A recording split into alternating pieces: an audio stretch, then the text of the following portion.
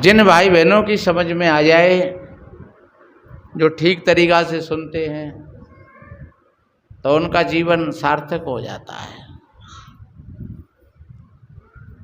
पहले प्रथम में दो बात निवेदन करें। जो आज हमारे यहाँ जो संतों के भंडारे की व्यवस्था थी, वो हमारे श्री राधे श्याम जी सरपंच मालोनी, पमार मालोनी, हाँ मेढ़े की भी मालोनी बोलते हैं। और वैसे अब की तो कई बार इतवारों में उन्होंने व्यवस्था बनाई है, पहले ही दे जाते हैं पैसे। महाराज कितना पैसा लगेगा भंडारे में संतों के में, 15 से 2000 जो बैठता है वो। आगे हमारे एक और राजेंद्र भाई जो दिल्ली से आए थे, उन्होंने भी आगे के इतवार के लिए 1100 रुपया जमा किए संतों के भोजन भंडारे के लिए। और भक्त श्री विक्रम सिंह जी दिल्ली गौतमपुरी आयुर्वेदिक हॉस्पिटल के पास में 1100 रुपये उन्होंने भी संतों के भंडारे के लिए जमा किए। तो सभी संत गुरुओं की तरफ से ऐसे भक्तों के लिए धन्यवाद, जो वास्तव में ही अपने धन को अपने मेहनत मशक्क़त की कमाई करके कुछ अपने पेट से बचा करके और ऐसी जगह पर जो भाई बहन दान करके जाते हैं, तो धन धन कोट कोट साधुवाद। जो हमारे राजेंद्र भाई हैं वो दिल्ली गौतमपुरी में ही रहते हैं, पहले भी आए थे और कल 4-5-6 लोग आए थे और सभी ने कंठी उपदेश भी लिया और यहाँ कुछ संतों के भोजन भंडारे के लिए यहाँ दान संकल्प भी किया। हमारे भैया भजन गा रहे थे, बने सो कुछ धर्म कर ले, यही एक साथ जाएगा। और जिन भाई बहनों के पास में अगर देने की कला आ जाती है, तो धीरे धीरे देते देते और वो देने लायक हो जाते हैं। कोई ये भाई बहन नहीं समझे, और संत ऐसा तो नहीं कहते हैं कि आपके पास नहीं है तो तुम चोरी करके लाओ, के अपने बच्चे ने परेशान करके देव और के खर्च काट के लाओ, ऐसा तो नहीं कहते हैं। पर नहीं, जरूर थोड़े में से थोड़ा। सदगुरु कबीर कहते हैं, आदि में से आदि और टूकों में ते टूक, और कहें कबीरता दासकों कबू ने आवे चूक। तो ऐसा भाव जिनका होता है, जो देने की कला जिन पर आ जाती है, और जहाँ जैसी ज़रूरत होती है, आप किसी को भी कुत्ता बिल्ली बंदर चैंटी चैंटा पशु पक्षी, जहाँ कहीं व्यवस्था ऐसी हो तो वहाँ सहयोग करना चाहिए। कल शाम की समय यहीं से एक भक्तमती है ईश्वरदेही, और वो इधर जा रही। मैंने कहा कहाँ जा रही हो? कि महाराज जी ने जहाँ गई आए गौशाला आए तो नब्बे नब्बे में हाथों हाथ फेरे आते हो और सेवा करे आते, कभी सानी फानी दे देते हैं। तो मैंने कहा चलो ठीक है, ये बहुत अच्छी बात है, ये बात ठीक है, बहुत बढ़िया है।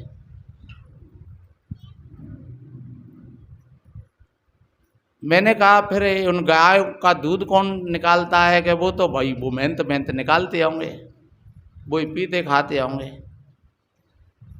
तो हमने कहा वो जिम्मेदारी उनकी है, जो भाई गाय बंधी है और वो दूध दे रही हैं और वो पी रहे हैं, तो वो जिम्मेदारी उनकी है। असहाय प्राणियों की सेवा करना वो विशेष महत्व की बात होती है। सड़क पर डोल रही हैं बेचारी भूखी प्यासी, इन्हें खवाओ, वो ज़्यादा महत्व की बात है।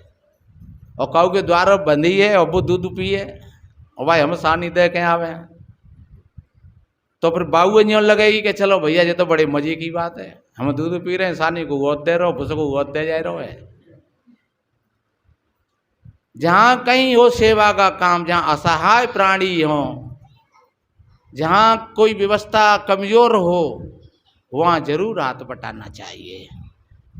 तो ये बड़े सौभाग्य की बात है, उनका हृदय बड़ा सेवा भाव में रहता है। आज सवेरे ही भंडारे में आ गई और खूब यहाँ भंडारे में सेवा दे रही थी। तो जो सेवा का भाव होता है जिन भाई बहनों का, तो वो कहीं पर भी सेवा करें, और उन्नति का साधन सेवा है, ऐसा संत कहते हैं। और हम तो यहाँ भक्तों से, बहनों से निवेदन करते हैं, इतवार के दिन थोड़े और ने कोई जल्दी, जिनके घर काम खराब नहीं हो, जो थोड़ो सेवा में हाथ बटा सकें, तो यहाँ 5-50 का जो भोजन पानी बनता है उसमें संयोग हो जाता है। तो वो धीरे धीरे ऐसे ही आश्रमों पर व्यवस्थाएं होती हैं। तो ये बहुत अच्छी बात है, सेवा का भाव, कहीं पर हमारा मन लग जाए सेवा में तो बहुत अच्छी बात है। और सेवा करें, भूखे को भोजन देना, प्यासे को नीर पिलाना जी, और दुखियों पर तुम करुणा करना, परोपकार कमाना जी। ये परोपकार है, यही हमारे साथ जाएगा। अपने बेटी बेटाओं के लिए, अपने पेट के लिए सब कमाते हैं, लेकिन कुछ थोड़ा आंशिक भाव निकाल करके हम शारीरिक सेवा दें, आर्थिक सेवा दें, और समय बचा करके हम जैसे हो तन से मन से वचन से, संत हैं, संत सेवा करते हैं। आप ये कहोगे महाराज जी आपका सेवा करते हो, ऐसे प्रवचन तुम कर रहे हो, ऐसे तो हम करते हैं, हम भजन गाए दें। आप ये कहोगे ये पूरा हफ्ता निकल गया और कहीं तो ऐसा समय आया कि 2-3 दिन सोए ही नहीं बिल्कुल, रात में गाड़ी चले, दिन में सत्संग दें, फिर रात में सत्संग दें और फिर गाड़ी चले, तो ये लगेगा मामला कहीं गड़बड़ नहीं हो जाएगा। तो संत भी सेवा पुरुषार्थ में वो समझते हैं कि चलो समाज में मार्गदर्शन मिले, बढ़िया। और जो जाति समाज की जो दीवारें लगी हैं, आदमी अपने राग द्वेष की बीमारियों में जूझ रहा है, तमाम नशा व्यसनों में जूझ रहा है, तमाम अंधविश्वास और रूढ़िवादों में जूझ रहा है। तो संतों की वाणियों से कुछ समाज को लाभ मिले, आपस में भाईचारा बढ़े, आपस में प्रेम प्यार बने, बढ़िया अच्छा। नशा व्यसनों से मुक्त हुए आदमी है, कितनी मेहनत मशक्कत की कमाई करी, 500 रुपया कमाए और 250 की शराब पिया है संध्या को। अब आप विचार करिए, 250 रुपया को अगर घी ले लेते, दूध ले लेते, सब्जी ले लेते, या बच्चन को कहूँ पढ़ाई लिखाई में लगा देते, तो वह 250 रुपया से कितना काम होता। अब जो आदमी रोज 250 की के 200 की के 100 की शराब पी जाए और फिर वो ये कहेगा साहब हम अपने बच्चों को कैसे पढ़ा सकते हैं, तो कितनी मूर्खता की बात है।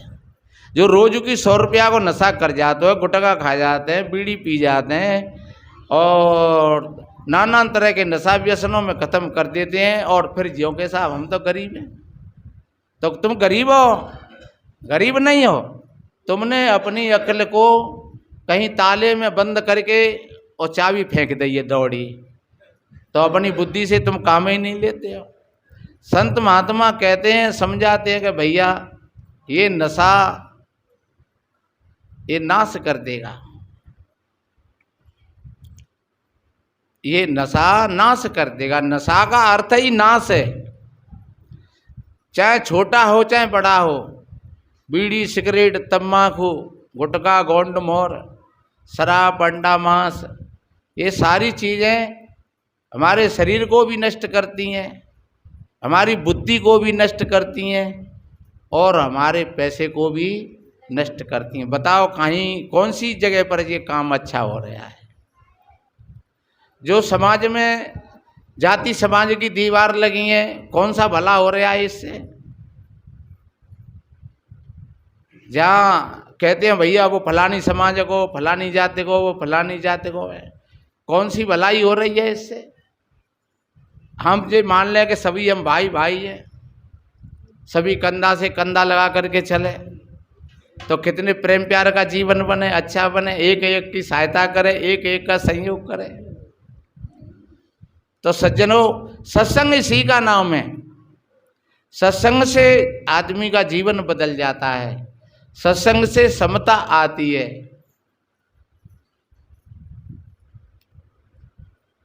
किसी विद्वान ने कहा है कि जहाँ शांति और समता, जहाँ शांति और समता आ जाती है सच्चे अर्थों में, वो हृदय मंदिर बन जाते हैं। जहाँ शांति सदगुरु की दई, तहाँ क्रोध की जरे जर गई। तुलसी सुखद शांति को सागर, संत निगायो करन उजागर। अहंकार की आग में दहत सकल संसार, बिरले ही बाँचे संत जन केवल शांति आधार। कितनी बढ़िया बात कही है। हमारे भीतर में भय, चिंता, टेंशन, नाना तरह की भूल भ्रांतियां, आदमी को कम से कम दिन में 1-2 बार तो खूब ठट्ठरा करके हंस लेना चाहिए, खूब जोर से। और चाहे 10-5 मिनट के 10-20 मिनट आप सब में गप सड़ा के मार लें तो कोई पाप ना तो। हाँ, पति पत्नी गप सड़ा के मार लें, बहू बेटन के संग गप सड़ा के मार लें, मतलब हंस लें खुल के। और एक बार व्यक्ति 1-2 बार खुल करके हंस लिया तो जो समझ लो कि बाकी भीतर में जो कछु गांठ लगी रही थी चिंता की, टेंशन की, तो वे टूट गई, तो वो आधी बीमारी बाकी ठीक है गई। कहीं कहीं कितने संत महात्मा तो सिर्फ यही सत्संग बताते हैं कि आप हंसो, और हंसी वैसे ही ना आती। जो आदमी कहाँ है हंसने का समय, तो समय ही कहाँ मिल रहा है हंसने का। जाने कितने बोझ हालत दे हुए हैं, जाने कितनी भीड़ है भीतर में, कहाँ हंस पाता है। कहीं बहू की चिंता, कहीं बेटा की चिंता, कहीं शरीर की चिंता, कहीं बुढ़ापे की चिंता, कहीं चोर की चिंता, कहीं नौकरी की चिंता, न जाने कितने कितने बोझ हालते हुए हैं इस चित्त पर, और ये दबा हुआ है। और मैं कहता हूं अगर आप थोड़े हंसने की कला आ जाए, चित्त में प्रसन्नता आ जाए, तो वो बोझ, वो जो हमारे चित्त पर जो अड़ा हुआ है एक बादलों की भांति, जैसे सर्दियों में कोहरा होता है नहीं, तो सर्दियों में कोहरा होता है तो कितना कोहरा होता है कि हाथ से हाथ नहीं दिखता है, लेकिन जब थोड़ी सी हवा चलती है तो फिर वह हवा से वो कोहरा फट जाता है।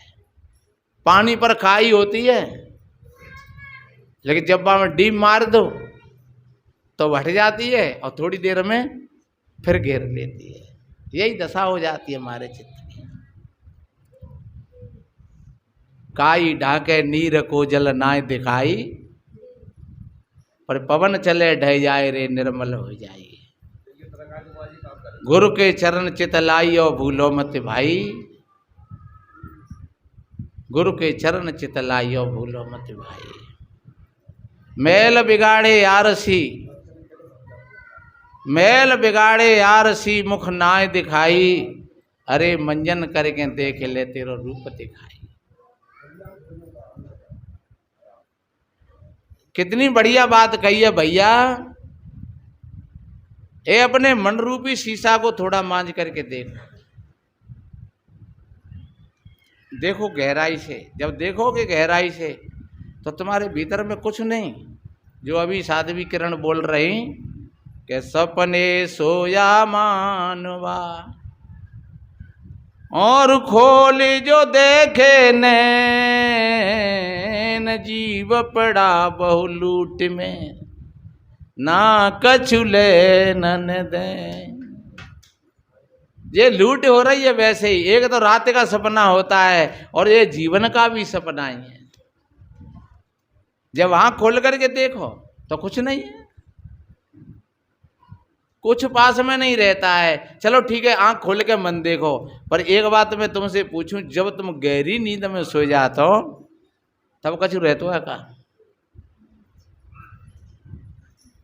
ये तो हम बैठे हैं अब जागृत अवस्था में बैठे, और जब हम आराम कर भी जाते हैं तो फिर सपना होता है हमारे भीतर में, तो सपने में वो रेल शुरू हो जाती है। जो रेल अब चल रही है हमारे अंदर में, विचारों की जो भीड़ अब चल रही है, वही सपन में शुरू हो जाती है। पर जब तुम गहरी नींद में चले जाते हो तब क्या रहता है पास में? प्यारी से प्यारी पत्नी पास में है, लेकिन फिर भी पास में नहीं है। नोटों का तकिया, सोने चांदी का थैला तुम्हारे सिराने रखा हुआ है, लेकिन फिर भी नहीं है। उस समय तुम गहरी नींद में हो, कोई सपना नहीं है, बस वही बात ध्यान की है। ऐसा ही हमारा ध्यान बन जाए, और जब हम ऐसा ध्यान बनाएंगे तो हमारे भीतर का कोयरा हटता चला जाएगा। और जब तक भीतर का वो कोयरा नहीं फटता है, तो आप कोई भाई बहन सोचे कि हमारा बहुत बड़ा मकान बन जाए, तो मकान तो बन जाओ, एक नहीं दो बन जाएंगे, 4 बन जाएंगे, 6 बन जाएंगे, 10 बन जाएंगे, पर वो कोयरा नहीं फटेगा। हमारी इच्छा उल्टी ले जाती है, वहीं फेंक देती है जाकर के। एक मकान बनेगा, फिर दूसरो, फिर दूसरो बनेगा तो तीसरो, चौथो, वहाँ प्लॉट ले लो 50 लाख को, वहाँ बनेगा 2 मंजिल को, वहाँ बनेगा 3 मंजिल को, चले जाइए बनवाते चले जाइए। और आयो झटका, काल को मारो थपकड़ो और चले गए साथ सबको सब रहेगा। काल खड़ा सिर ऊपरे जाग बिराने मीत, और तू के जागो घरे गैल में सो के सोए निश्चिंत। अरे तेरा तो घर गैल में ही है, सतगुरु कहते हैं। नहीं, स्वाभाविक रूप से सब कुछ हो रहा है, वो अच्छी बात है, लेकिन चित्त पे बोझ मत बनाओ। और चित्त पर जब बोझ बन जाता है तो फिर नाना तरह के फिर भूत प्रेत देवी देवता भी सब फिर हावी होते हैं। अरे भैया कऊ दिखाए ले हो, अरे भैया कऊ सियाने बुलाए ले हो, अरे भैया कऊ पे कछु करवाए ले हो, अरे भैया कऊ ने कछु कत तो नाने दो, कऊ ने चौकी तो नाने दे दई, कऊ ने कछु और तो नाने कछु कर दो। और ऐसा जो होता नहीं है कुछ, ये बिल्कुल कुछ नहीं होता है। ये सारे के सारे चमत्कार होते हैं बादीगर जैसे। ये पहले भी हमने कहा था, कई बार ये प्रवचनों में आता है। कुछ लोग ऐसी स्थिति के ज्यादा हैं, इसलिए हम अपने आप में जागृत हो जाए। देखिए, किसी विद्वान ने कहा है कि गम सहकर के भी मुस्कराओ, यानी चारों तरफ से दुख हैं लेकिन फिर भी हंसो। गम सहकर के भी मुस्कराओ, यहां बुज़दिलों की गुजर नहीं होती। हंसना भी जरूरी है जीवन में, क्यों कि रो रो कर जिंदगी बसर नहीं होती। वो चमन खाक में मिल जाया करते हैं जहां बागवा की पाक नजर नहीं होती। उठिए नौजवान, क्योंकि ये जिंदगी उम्र भर नहीं होती। सदगुरु कहते हैं हमें हंसना जरूरी है जीवन में। और आप एक बार खुल करके हंस लोगे, आप एक बार ध्यान कर लोगे, आप एक बार इन बातों को अपने भीतर में विचार कर लोगे, तो आपकी सारी तमाम आपदाएं दूर होती चली जाएंगी। ये हमने देखा है, ऐसा अपने जीवन में अनुभव करें।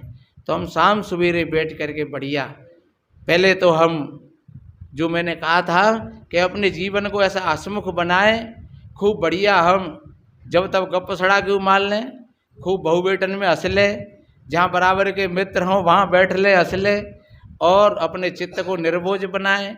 जीवन में कभी हिम्मत नहीं हारें, अपने धैर्य को नहीं बिसारें, अपने भीतर में जो मलिनता है उस मलिनता को हम बाहर कर दें। आपके जीवन का कोई और विधाता नहीं है, आप स्वयं अपने जीवन के विधाता हो। चाहे इस विधान को आप बिगाड़ लो और चाहे आप इस विधान को बना लो। तो इसलिए मेरे बहन भाइयों, संत तो जगाते हैं, जागो रे जिन जागना जेई जागन की बार, और फिर कब जागो नानका तब सोवो पैर पसार। करना हतो सो ना कियो, पढ़्यो विषय के फंद, और नानक समय जो रम गयो तो फिर क्यों रोवे अंध। इसलिए संत जगाते हैं बार बार कि आप जागृत होकर के अपना जीवन जियो। जागृत जीवन का आनंद कुछ और है। तो एक और निवेदन करें, हमारे यहाँ जो प्रतिवर्ष का जो कार्यक्रम होता है वो गुरु पूर्णमासी का, तो 1, 2, 3 जुलाई का पड़ेगा। अब की बार वो 1, 2, 3 जुलाई का पड़ेगा, करीब अभी 1.5 महीना समझो उसका। तो आप सभी भाई बहनों से आमंत्रित करते हैं, आप कानों कान सभी को ये सूचना दें और तन से मन से धन से सेवा करके उस कार्यक्रम को बढ़िया बनाएं, अच्छा बनाएं। और संतों का तो यही भाव होता है, संत तो जगाते हैं, संतों का ये भाव है, सर्वे भवन्तु सुखिनः सर्वे सन्तु निरामया, सर्वे भद्राणि पश्यन्तु मा कश्चित् दुख भाग भवेत्। सभी के जीवन में आनंद हो, सभी का मंगल हो। और दूरदराज से लोग यहाँ आते हैं, हम कष्ट के लिए क्षमा मांगते हैं। और वास्तव में ही आप जहाँ सत्संग में दूरदराज से आते हैं तो ज़रूर कुछ लेकर के जाएंगे, आपका जीवन अच्छा बनेगा, सुंदर बनेगा। इन्हीं शुभ मंगल कामनाओं के साथ बोलिए सद्गुरुदेव की जय। साहे बंदगी।